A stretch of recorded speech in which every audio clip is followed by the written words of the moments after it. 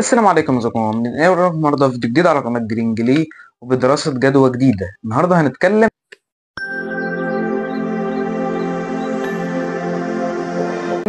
عن دراسه جدوى تكلفه الفدان الحلقه الخامسه. عن ايه بقى؟ عن زراعه الجزر وتكلفته في زراعه فدان كامل. اول حاجه، الجزر بياخد حوالي من 3 ل 4 كيلو بذور في الفدان.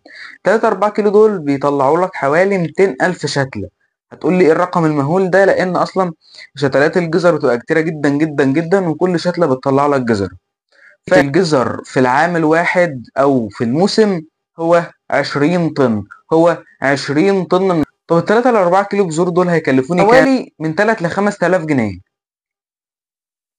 التسميد 15,000، واللي انت بقى تحرس الارض وتخليها صالحه للزراعه تاني عشان تبقى انت زارع قبلها بموسم او كده. حشرات 3000 جنيه. في طول زراعه الجزر 12,000 جنيه. فالجزر مكلف شويه كتكلفه عشان تزرع الفدان، ولكن انتاجيته مهوله جدا. ده جت كلفت كام؟ اتكلفت حوالي 40,000 جنيه او 45,000 جنيه. من 45 ل 40,000 جنيه. طب هو اصلا انتاجيته بكام الف؟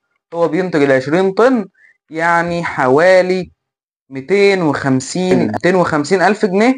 هنشيل منهم ال 40 ل 45 الف جنيه، يعني انت كده كسبان لك من 200 الف ل 205 الف جنيه في موسم زراعة الجزر.